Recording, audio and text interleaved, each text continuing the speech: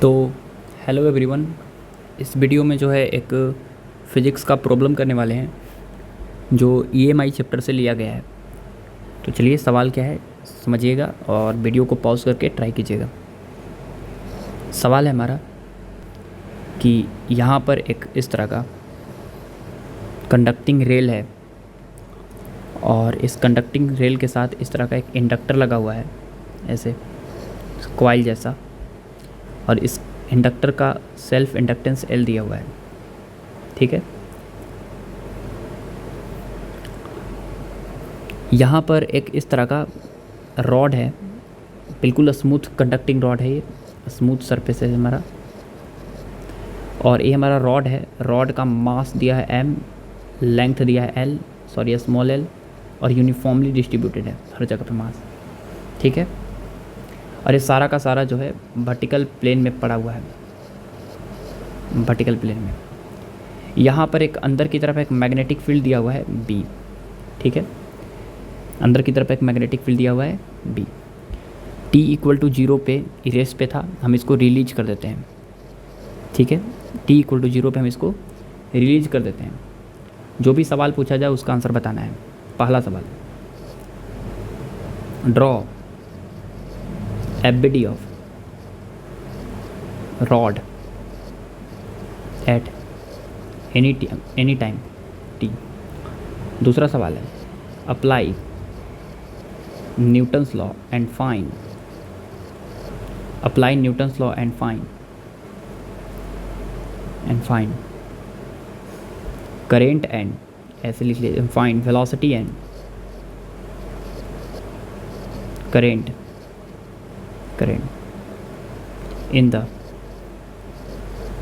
Conducting rod at any time t, any time t, किसी भी time t पे जो है हमको रॉड का वेलोसिटी और करंट फाइंड करना है। इस सिस्टम में मैंने पूरा अरेंजमेंट में कितना होगा। तो चलिए ये सवाल है हमारा, वीडियो को पॉज करके आप ट्राई कर सकते हैं। ठीक है ना, बढ़िया सवाल है। चलिए स्टार्ट करते हैं इसका सॉल्यूशन, बढ़िया से समझिएगा। सवाल है हमारा कि इस तरह का हमारा इंडक्टर है ऐसे।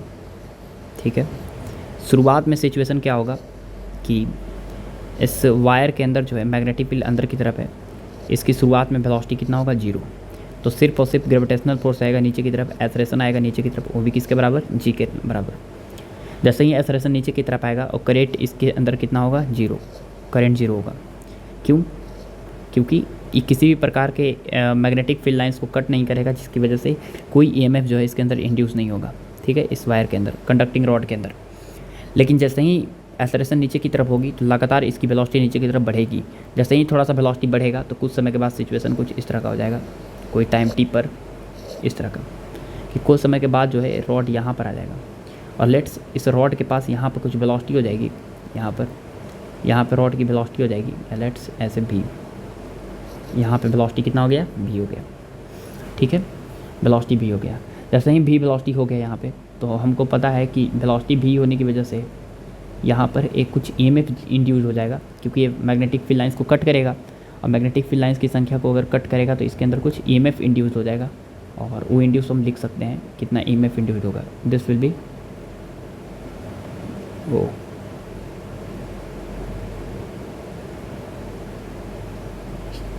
दिस विल बी, ये हमारा क्या हो गया,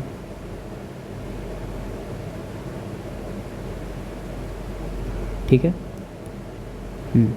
ये हमारा ईएमएफ इंड्यूस हो जाएगा, ये होगा हमारा हायर पोटेंशियल, ये होगा हमारा लोअर पोटेंशियल। ठीक है, ये, और this will be EMF induce is E, this will be B v L, कितना बी भी एल। थोड़ा हम पेन का साइज़ को और छोटा कर देते हैं। ठीक है, अब यहाँ पे ठीक है, तो थोड़ा इरेज कर देते हैं। यहाँ पर इस तरह का सिचुएशन आएगा कि यहाँ पर इंड्यूस हो जाएगा मेरे पास ये हायर पोटेंशियल, लोअर पोटेंशियल, और ईएमएफ इंड्यूस हो जाएगा बी भी एल। साथ ही साथ एम जी तो लगेगा ही, कुछ करंट फ्लो होने लगेगा इधर की तरफ आई, इस तरह से इंडक्टर के अंदर करंट फ्लो होने लगेगा। लेकिन आपको पहले से ही पता है कि इंडक्टर के अंदर जो करंट है वो ग्रेजुअली चेंज होता है, अचानक चेंज नहीं हो जाता, सडनली चेंज नहीं होता है। इंडक्टर के अंदर करंट चेंज होने में क्या लगता है, समय लगता है। ठीक है ना, अच्छी बात है। अब समझिएगा यहाँ पे,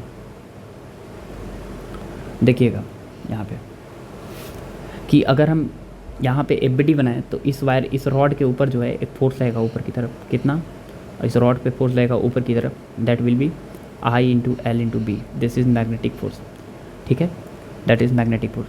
लेकिन शुरुआत में एसरेशन नेट नीचे की तरफ ही रहेगा और नेट एसरेशन नीचे होने की वजह से नीचे की तरफ लगातार इसकी वेलोसिटी बढ़ते जाएगी, ठीक है, नीचे की तरफ वेलोसिटी बढ़ते जाएगी। नेट फोर्स नीचे क्यों है, क्योंकि शुरुआत में mg फोर्स है, जैसे जैसे टाइम बढ़ेगा वैसे वैसे इसकी वेलोसिटी नीचे की तरफ बढ़ेगी, क्योंकि एक्सेलरेशन नीचे की तरफ है, एक्सेलरेशन नीचे की तरफ है तो नीचे वेलोसिटी नीचे की तरफ बढ़ेगी। जैसे जैसे वेलोसिटी बढ़ेगी इस ईएमएफ का वैल्यू बढ़ेगा, और ईएमएफ का वैल्यू बढ़ेगा तो ऑफकोर्स करंट बढ़ेगा सर्किट के अंदर, सर्किट के अंदर करंट बढ़ेगा तो लगातार मैग्नेटिक फोर्स भी बढ़ते जाएगा, मैग्नेटिक फोर्स बढ़ते जाएगा। और नीचे वाला फोर्स तो कांस्टेंट है mg, ठीक है, लगातार वेलोसिटी बढ़ेगा बढ़ेगा बढ़ेगा बढ़ते जाएगा। कैसे समय आएगा जब ऊपर वाला और नीचे वाला फोर्स क्या हो जाएगा, बराबर। जैसे ही फोर्स बराबर हो जाएगा तो वहाँ पर वेलोसिटी सबसे ज़्यादा होगा। क्लियर हो गया? अच्छा, वो तुम देख लेंगे आगे। अगर हम यहाँ पे न्यूटन्स लॉ लगाने के, न्यूटन्स लॉ का अगर यहाँ पे लगाएं अगर हम, ठीक है, न्यूटन्स लॉ अगर लगाएं यहाँ पे तो कैसे लगाएंगे, तो चलिए न्यूटन्स लॉ लगाते हैं। सबसे पहले अगर हम बात करते हैं न्यूटन्स लॉ का, तो न्यूटन्स लॉ कैसे लगाएंगे, न्यूटन्स लगाएंगे कि नीचे वाला फोर्स क्या है हमारा mg और ऊपर वाला फोर्स है ILB। नीचे वाला फोर्स बड़ा है, mg बड़ा है, माइनस ILB छोटा है किसी भी टाइम टी पे, बराबर मास इंटू नीचे की तरफ एक्सेलरेशन, नीचे की तरफ एक्सेलरेशन नीचे, तो mg माइनस ILB बराबर मास इंटू एक्सेलरेशन को लिखेंगे, एक्सेलरेशन को हम लिखेंगे dv/dt, acceleration equal to dv/dt, ठीक है, इक्वेशन मान लीजिए इसको फर्स्ट, ये हम न्यूटन्स लॉ लगा लिए। अब एक काम करते हैं, इसी सर्किट के अंदर जो है हम किरचॉफ्स वोल्टेज लॉ यूज करते हैं, जैसे सर्किट 1 KVL यूज करते हैं। तो अगर हम यहाँ पे किरचॉफ्स वोल्टेज लॉ यूज करें अगर हम इस सर्किट के अंदर, तो यहाँ पर इधर से इधर एंटी क्लॉकवाइज में घूम रहे हैं तो लोअर एंड से हायर एंड में जाएंगे इधर की तरफ, तो पोटेंशियल में गेम होगा plus E, this is BVL, ठीक है। फिर यहाँ से यहाँ जा रहे हैं, करेंट के डायरेक्शन में इंडक्टर में जाते हैं तो पोटेंशियल ड्रॉप होता है कितना, माइनस LdI/dt, ठीक है, बराबर कितना 0। चलिए तो यहाँ से BVL इक्वल टू आ गया मेरे पास LdI/dt, इक्वेशन मान लीजिए इसको सेकेंड, ठीक है, इक्वेशन मान लीजिए सेकेंड। अब दो गो वेरिएबल है हमारा और दो गो इक्वेशन दिया हुआ है, इसको सॉल्व करना है, ठीक है। तो बढ़िया से सॉल्व करेंगे। हमारा वेलोसिटी एक वेरिएबल है, करंट वेरिएबल है, तो चलिए कैसे सॉल्व करते हैं, थोड़ा सा अच्छा सवाल है ये, ठीक है ना। इसको सॉल्व कैसे करना है, देखिए सॉल्व कैसे करेंगे। सॉल्व करने के सबसे पहले हम क्या करेंगे, तरीका क्या है सॉल्व करने का, कि सॉल्व करने का तरीका यही है कि एक काम करते हैं, हम यहाँ से LdI/dt का वैल्यू निकालते हैं। पहले ये वाला जो इक्वेशन दिया हुआ है कितना, mg माइनस ILB बराबर m इंटू dv/dt, इसको एक बार डिफ्रेंशिएट कीजिए।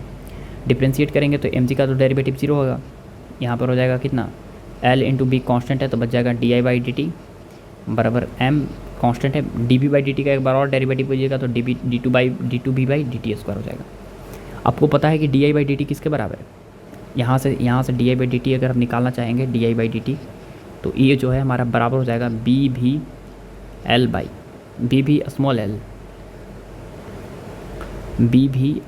Small l, sorry small l है, यहाँ पे स्मॉल l लिखना ज़रूरी है, ठीक है ना, BVL स्मॉल l, दिक्कत हो जाएगा BVL स्मॉल l। तो यहाँ पर di/dt जो है कितना बराबर हो जाएगा, BVL स्मॉल l के, ठीक है, BV small l capital L, sorry, ठीक है ना, BVL कैपिटल L। तो 0 माइनस हो जाएगा LB इंटू di/dt की जगह पर लिखेंगे BV small l capital L बराबर m इंटू d2v/dt स्क्वायर। यहाँ पर हो जाएगा मेरे पास कितना, गुना कीजिएगा तो ये हो जाएगा L square B square by m into L, m से डिवाइड कर दिए, और माइनस में इक्वल टू इंटू v बराबर d2v/dt स्क्वायर। इसको एक काम करते हैं, इधर लाते हैं, तो हो जाएगा d2v/dt square plus L square B square by m into L into v बराबर कितना हो गया 0। तो एक काम करते हैं, इसको ऐसे लिख देते हैं, d2v/dt square plus LB by under root m into L उसका होल स्क्वायर इंटू v बराबर 0। ये हो गया। अब इस इक्वेशन को तो सॉल्व करना सीखे नहीं हम, लेकिन हाँ इस तरह की इक्वेशन अगर आता है तो उसको हम सॉल्व करना जानते हैं, उसका हम रिजल्ट याद करके रखें, ठीक है ना। फिर से हम सॉल्व नहीं कर रहे हैं, इसका रिजल्ट हम पहले से ही याद करके रखे हैं कि अगर इस तरह का होता था d2x upon dt square plus omega square x बराबर 0, ठीक है, ऐसे, तो उस केस में जो x आता था वो आता था मेरे पास a note sine omega t plus five, ठीक है, ये जहाँ a नोट होता था हमारा क्या, it is the maximum displacement, maximum displacement. What is phi, this is the initial phase, initial phase का मतलब बताता है कि पार्टिकल t इक्वल टू 0 पे कहाँ पर है। और what is omega, this is omega, ठीक है, ओमेगा यहाँ पे, यही हमारा ओमेगा है वाला, ठीक है ना, यही ना ओमेगा है। चलिए, तो उसी तरह अगर यहाँ पे x के जगह पे यहाँ पे v है, यहाँ पे x के जगह पे v है तो v के रूप में एक्सप्रेशन आएगा। अगर यहाँ पर x के जगह पे v है तो v के रूप में एक्सप्रेशन आएगा। तो यहाँ पे लिखेंगे v is equal to v naught sine omega, omega पूरा ए वाला है हमारा, L B by root M L into T plus five, ये हो गया। What is V naught, V naught is the maximum velocity. अब पता नहीं कि ए वाला फाइव भी नहीं पता, ठीक है, फाइव कितना होगा, व्हाट इज़ वी नोट भी नहीं पता कितना होगा, ना वी नोट पता है ना फाइव पता है, ठीक है, ये दोनों हमको निकालना है। तो फाइव और वी नोट कैसे निकालेंगे इसके बारे में चर्चा करते हैं। तो हम पहले ही आपको पढ़ा चुके हैं कि जो फाइव होता है वो बताता है कि टी इक्वल टू 0 पे पार्टिकल का लोकेशन कहाँ पर है। तो अगर हम टी इज इक्वल टू 0 पे बात करते हैं, at T is equal to 0, तो टी इज इक्वल टू 0 पे लोकेशन के बात होता है किसके अंदर, इसके अंदर, क्योंकि डिस्प्लेसमेंट वाला टर्म है, इसके अंदर तो बात होगा टी इक्वल टू 0 पे पार्टिकल की वेलोसिटी कितना था, और टी इक्वल टू 0 पे पार्टिकल जो है रेस्ट पे था, सॉरी पार्टिकल का बात कर रहे हैं, रॉड जो था, रॉड किस में था, रेस्ट में, रॉड किस में था, रेस्ट में। देखिए टी इक्वल टू 0 पे इसको रिलीज किए हैं, इसका मतलब है कि टी इक्वल टू 0 पे रॉड जो है रेस्ट पे था। तो इसका मतलब ये हुआ कि यहाँ पर अगर हम टी इक्वल टू 0 रखेंगे, कितना रखेंगे, टी इक्वल टू 0, तो वेलोसिटी हमको कितना रखना पड़ेगा, 0, मैंने V naught into sine omega into, sorry omega लिख दी, ओमेगा नहीं, ओमेगा की जगह पे L B by root M L into T की जगह पे 0 और प्लस फाइव बराबर 0। तो यहाँ से आपका साइन फाइव, साइन ई पूरा 0, 0 प्लस फाइव, अब वी नोट को डिवाइड कर दिए तो साइन फाइव कितना आ गया, 0, मैंने फाइव बराबर आ गया 0, फाइव बराबर 0, मैंने फाइव का वैल्यू पता चल गया 0, ठीक है। तो एक्सप्रेशन हमको पता चल गया वेलोसिटी का, v is equal to V naught sine L B by root M L और प्लस कितना 0। अब बात आया कि वी नोट नहीं पता, वी नोट कितना है। वी नोट निकालने के लिए जो है एक काम करते हैं, वी नोट निकालने के लिए हम क्या करते हैं कि इस एक्सप्रेशन को हमको वी नोट निकालना है वाला, ये वाला एक्सप्रेशन, ठीक है, इंटू टी हमको वी नोट निकालना है। अब वी नोट निकालने के लिए हम एक काम करते हैं, डिफ्रेंशिएट कर देते हैं। क्यों डिफ्रेंशिएट क्यों कर रहे हैं, क्योंकि जब टाइम 0 था तो पार्टिकल का एसरेशन जो है पूरा रॉड का वो जी दिया हुआ था, वो नीचे वर्टिकली डाउनवर्ड। तो हम एक काम करते हैं, डिफ्रेंशिएट कर रहे हैं इसको D B by D T. तो वी नोट तो कांस्टेंट है, साइन का डेरिवेटिव होता है कॉस अंडर रूट लिख दी, कॉस कितना हो जाएगा, L B by root M L into T, ठीक है। तो साइन का हुआ है कॉस का, साइन का हुआ कॉस, और फिर अंदर वाला का अंदर वाला करेंगे तो L B by, chain rule से L B by under root M L आएगा, टी का 1 होता है, ठीक है, ये आ गया। This is the expression D B by T T, और this is T equal to 0 पे अगर हम टाइम 0 पुट करेंगे तो एक्सप्रेशन कितना पुट करना पड़ेगा, जी। टी इक्वल टू 0 रखिए, टी इक्वल टू 0 रखेंगे तो एक्सप्रेशन जी के बराबर हो जाएगा, equal to V naught cos, ये 0 हो जाएगा, और into L B by root M L हो जाएगा। अब बताइए कॉस 0 1 होता है, तो आपके पास वेलोसिटी वी नोट पता चल गया कितना, G into root M L by कितना, एल इंटू बी, ये वेलोसिटी आ गया।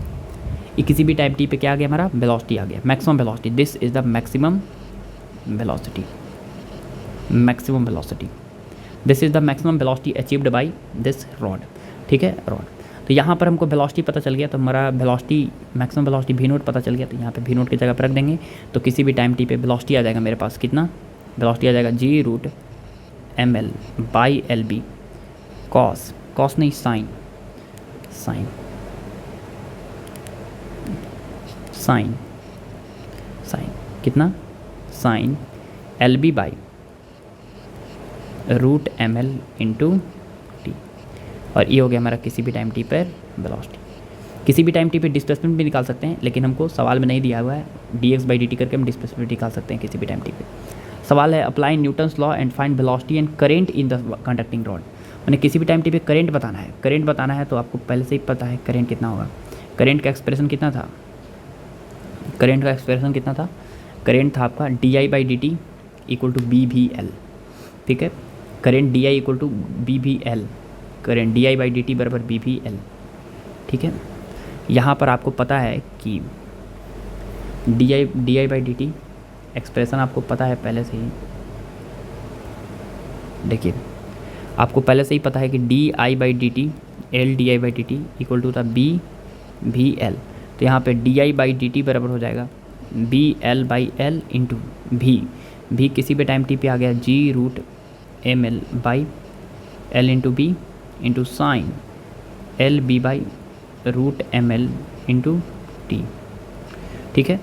अच्छा ELB और LB कैंसिल हो गया, हमारे पास di बराबर आ जाएगा g√ml/L, ठीक है, इंटू साइन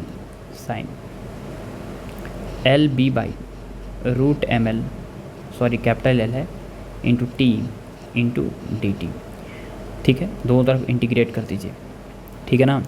इंटीग्रेट, जब टाइम 0 था तो करेंट कितना था, करेंट सर्किट के अंदर 0 था। मान लीजिए टाइम t हो गया तो करेंट कितना हो गया I, di का इंटीग्रेशन I हो जाएगा। यहाँ पे ये रूट L बार में कट जाएगा तो बचेगा g√m/L इंटू साइन का डेरिवेटिव होता है क्या, minus cos LB/√ml into T. लेकिन एक छोटा सा खाली काम करना रहता है, t के कोफिशिएंट से डिवाइड करते हैं ऐसे, ठीक है। कहाँ से कहाँ तक, ऑफकोर्स 0 से लेके t तक। तो यहाँ से करंट इक्वल टू हो जाएगा g√m/L इंटू ये ऊपर चल जाएगा √ml/LB, ठीक है ना, √ml/LB, ठीक है। कॉस अपर लिमिट डालिए तो minus cos LB/√ml into T और माइनस माइनस प्लस cos 0 1 हो जाएगा इससे। तो हमारे पास किसी भी टाइम पे करंट आ गया मेरे पास कितना, ऊपर मल्टीप्लाई कीजिए, ऊपर मल्टीप्लाई करेंगे तो √m हो जाएगा। तो हो जाएगा मेरे पास कितना,